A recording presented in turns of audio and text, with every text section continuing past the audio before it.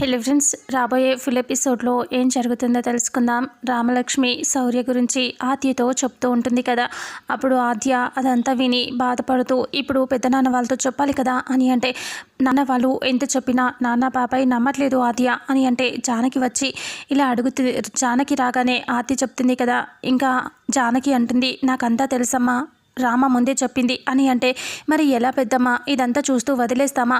శౌర్య sir చెప్పాను ముందే మంచివాడని, నేను ముందు నుంచి చెప్తూనే ఉన్నాను, రామ అనే వినలేదు అని అంటూ ఆద్య చెప్తే అప్పుడు రామలక్ష్మి ఏడుస్తూ, అవును ఆద్య, నువ్వెన్నోసార్లు చెప్పావు, నాతో సార్ గురించి చాలాసార్లు హెచ్చరించావు, శౌర్య సార్ అలాంటి వాడు కాదు అని చెప్పావు, కానీ నేనే వినలేదు ఆద్య అని చెప్పి రామ ఏడుస్తూ ఉంటుంది. అప్పుడే రామలక్ష్మి ఇలా ఏడుస్తూ తనని తాను కొట్టుకుంటూ ఉంటుంది.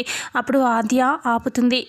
ఏం లేదు రామా, నువ్వెందుకు అంతలా బాధపడతావు, ఉండు, నీకు నిజం తెలిసింది కదా, శౌర్య సార్ గురించి మనం ఏదో ఒకటి చేద్దాం అని అంటూ ఉంటే, పెదనాన్న వాళ్ళకి ఎలాగైనా నచ్చ చెప్తాం అని ఆద్య అంటే రామలక్ష్మి అంటుంది, ఎలా చెప్తావు ఆద్య, ఎలా చెప్తావు, ఏం చెప్పినా వాళ్ళు నమ్మే పరిస్థితులలో లేరు అని అనేసరికి, ఎందుకు నమ్మరు, నేను చెప్తాను కదా అని ఆద్య అంటే జానకి అంటుంది, లేదమ్మా, నువ్వు చెప్పినా ఎవరు చెప్పినా వాళ్ళు నమ్మే పరిస్థితులలో లేనే లేరు అని అంటూ జానకి అంటుంది. అలా అనేసరికి, ఎలా పెద్దమ్మా, ఇప్పుడు మరి సార్ గురించి ఎలా, ఇప్పుడు ప్రశాంత్తో పెళ్లి చేయటం కరెక్ట్ కానే కాదు అని అంటే, ఇంకప్పుడు రామలక్ష్మి అంటుంది, అవును ఆద్య, నేను ఆ ప్రశాంత్ని పెళ్లి చేసుకోలేను, వాడు నన్ను చాలా మోసం చేశాడు, ఇంకా ఎన్నిని చేశాడో నాకే తెలియట్లేదు, నేను మొదటి నుంచి అతన్ని ఇష్టపడట్లేదని ఆ విషయం అతనికి తెలుసు, అందుకనే ఇంకా ఏమేం చేశాడో, శౌర్య సార్ని ఎన్ని రకాలుగా ఇబ్బంది పెట్టాడో, ఇంకా నన్ను ఎన్ని రకాలుగా నమ్మించాడో నాకే అర్థం కావట్లేదు, అంత మోసం చేసిన వాడిని నేను పెళ్లి చేసుకోలేను ఆద్య, నేను చేసుకోలేను, చచ్చినా చేస్తాను, కానీ ఆ ప్రశాంత్ని మాత్రం నేను పెళ్లి చేసుకోలేను అని ఏడుస్తూ ఉంటే, ఇక అప్పుడే ఆద్య జానకి ఓదారుస్తూ ఉంటారు.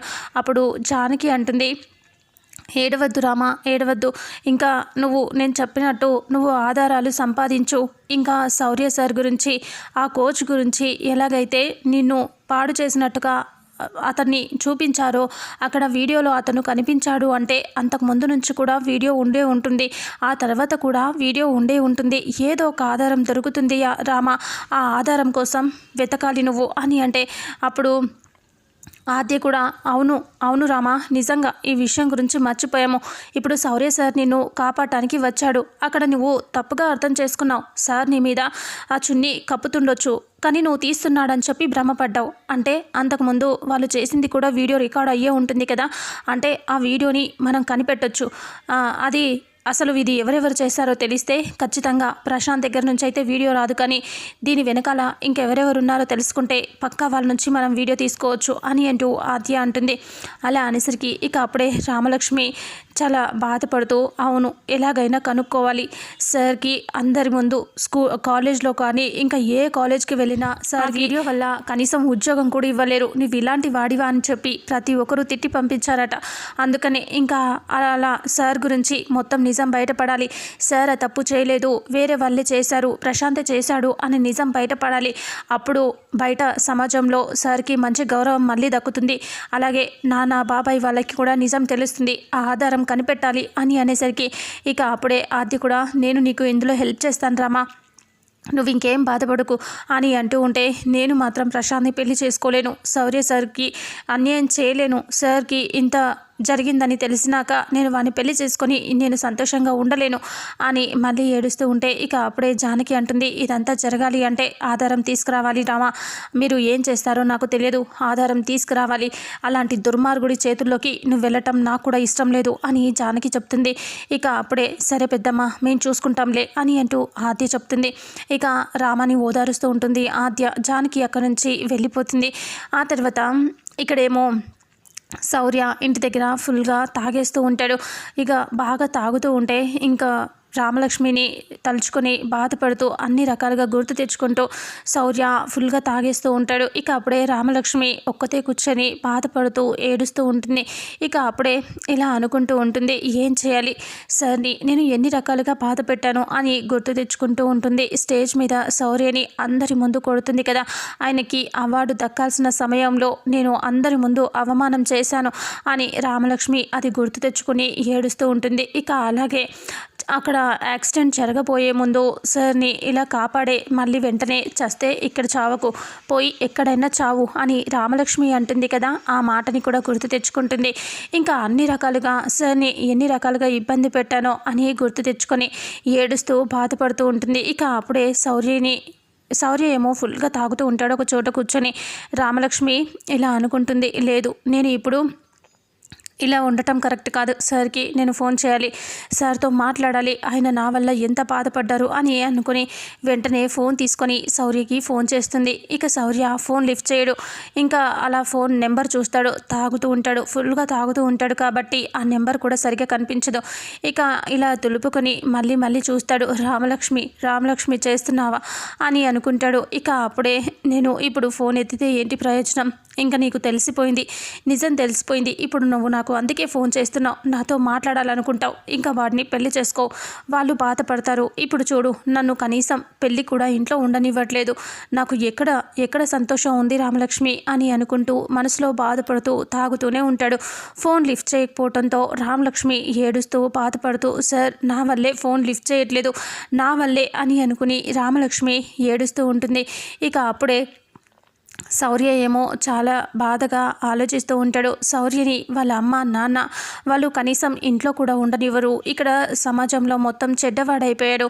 కాలేజెస్లో ఉద్యోగం లేదు, అపార్ట్మెంట్స్లో ఇంట్లో క్వార్టర్స్లో ఎక్కడ స్పేస్ లేకుండా ఇంకా రోడ్ల మీద తిరుగుతూ శౌర్య ఫుల్గా తాగుతూ పిచ్చివాడిలాగా అయిపోతూ ఉంటాడు. ఇక అదంతా తలుచుకొని రామలక్ష్మి ఏడుస్తూ బయటికి వచ్చేసి అలా కూర్చొని ఆలోచిస్తూ ఉంటుంది. ఇక అప్పుడే నేను తప్పు చేశాను, నేను ఆయన మీద చేయి చేసుకొని తప్పు చేశాను, అందుకే నాకు శిక్ష పడాల్సిందే అని రామలక్ష్మి అనుకుంటుంది. ఇక అప్పుడే తను చాలా సీరియస్గా ఆలోచించి గుర్తు తెచ్చుకుంటుంది. శౌర్యని 2-3 సార్లు కొడుతుంది కదా, ఆ విషయాన్ని అదే అప్పుడు పాడు చేస్తున్నాడు అని చెప్పి వాళ్ళ నాన్న వాళ్ళతో అప్పుడు ఉన్నప్పుడు కొడుతుంది, అలాగే స్టేజ్ మీద కొడుతుంది, ఎప్పుడు పడితే అప్పుడు తిడుతూనే ఉంటుంది కదా. అవన్నీ తలుచుకొని రామలక్ష్మి బాధపడుతూ, లేదు నేను తప్పు చేశాను, నేను ఆయన మీద చేసుకున్నాను అంటే నేను చాలా పెద్ద తప్పు చేశాను, తప్పు చేయని వ్యక్తి మీద నేను తప్పుగా నింద వేసి కొట్టాను, ఇంకా నాకు కూడా శిక్ష పడాల్సిందే కదా, అసలు తప్పు చేయని వ్యక్తి శిక్ష పడ్డప్పుడు తప్పు చేశాను, నేను కూడా శిక్ష పడాల్సిందే కదా అని రామలక్ష్మి అనుకుని బాధగా అలా చెయ్యి చూసుకుంటూ అక్కడి నుంచి ఇంకా అక్కడ మంట పెట్టి ఉంటుంది పొయ్యిలో, ఇంకా అక్కడికి వెళ్తుంది. ఇంకా వెళ్ళి ఆ మంటకు ఒక కర్ర తీసుకుంటుంది, కాలుతున్న కర్ర తీసుకొని ఇలా చేతిలో పట్టుకొని బాగా ఆలోచిస్తూ ఉంటుంది. ఇక ఆ మంటని చూస్తూ శౌర్యని గుర్తు తెచ్చుకొని బాధపడుతూ ఇంకా చాలా కోపం వచ్చేస్తూ ఉంటుంది తనకి. ఇంకా బాధ భయం అన్నీ వస్తూ ఉంటాయి. అయినా సరే ఇంకా తప్పదు కాబట్టి ఆ కర్ర తీసుకొని చేతి కాల్చేసుకుంటుంది. ఇక రామలక్ష్మి చెయ్యి కాల్చుకుని గట్టిగా ఏడుస్తూ ఉంటుంది. ఇక ఇక్కడేమో శౌర్య ఫుల్గా తాగుతూ ఉంటాడు. ఇక చారు ఏమో శోభనం గదిలో అంతా అలంకరించుకొని అందంగా తయారైపోయి అలా చూస్తూ ఇంకా ఎదురు చూస్తూ ఉంటుంది కదా. ఇంకా అప్పుడే పద్మ పార్వతి మాట్లాడిన తర్వాత ఇంకా పద్మ అంటుంది, నువ్వేం చేస్తున్నావో మాకు అర్థం కావట్లేదే, వాడు నిన్ను అసలు ఇష్టపడని వాడితో నువ్వు శోభనం ఎలా ఏర్పాటు చేసుకుంటున్నావు, అసలు ఏంటి పార్వతి ఇదంతా, ఇది ఏం చేస్తుందో నాకైతే అర్థం కావట్లేదు, నాకు మైండ్ పిచ్చెక్కిపోతుంది, అసలు ఇది ఎప్పుడు ఏం చేస్తుందో అర్థం కావట్లేదు అంటే మీరు ఊరుకోండి, మీకేం కావాలి, నేను శ్రీనుబావ కలిసిపోవటమే కదా, ఇప్పుడు అదే జరగబోతుంది కదా, మీరెందుకు కంగారు పడుతున్నారు, మీరేమీ బాధపడకండి, నేనున్నాను కదా, నేను చూసుకుంటాను అని అంటూ చారు అంటుంది. ఈరోజు ఖచ్చితంగా నాకు శ్రీనుబావకి శోభనం జరిగిపోతుంది, మీరేం బాధపడద్దు, అందులో అనుమానమే లేదు, ఇంక జరిగిపోతుంది అంతే అని అంటూ ఆయన చెప్పేసరికి అప్పుడు అవును ఆద్యని ఏం చేసావే, ఆద్య ఎందుకు అలా మారిపోయింది, అసలు ఆద్య నిన్నటి దాకా ఎవరు చేశారా అని తెలుసుకోవాలని అంత ఎంక్వైరీ చేసింది, మరి ఇప్పుడు తెలిసిన తర్వాత ఎందుకు అలా సైలెంట్ అయిపోయింది, ఏం చేసావే, దాన్ని ఏం చేసావే చెప్పవే అని పద్మ అంటూ ఉంటే, అవన్నీ మీకు చెప్పినా అర్థం కావు, అది నా ప్లానింగ్స్ నాకు ఉంటాయి కదా, మీకెందుకు, మీరు వెళ్ళండి ఇక నుంచి అని చారు అంటుంది. అలా అంటే ఇంకా వాళ్ళిద్దరూ చెప్తావా చెప్పవే, మళ్ళీ ఏం కుంప ముంచబోతున్నావే చెప్పు అని పద్మ అంటే, మీరు వెళ్ళమని చెప్పానా, వెళ్ళండి అని వాళ్ళని బయటికి పంపించేస్తుంది చారు. ఇక వాళ్ళు బయటికి వెళ్ళిపోతారు. వెళ్ళిపోయిన తర్వాత డోర్ పెట్టుకొని ఇంకా హ్యాపీగా శ్రీను కోసం ఎదురు చూస్తూ కలలు కంటూ మంచం మీద కూర్చుంటుంది. ఇక శ్రీను వచ్చి ఇంకా డోర్ ఓపెన్ చేసుకొని లోపలికి వస్తాడు. లోపలికి వచ్చి అలా సడన్గా చారు వైపు చూస్తాడు. చూసేసరికి చారు ఇలా కూర్చొని ఉంటుంది. చారుని చూస్తూ శ్రీను దగ్గరికి వస్తాడు.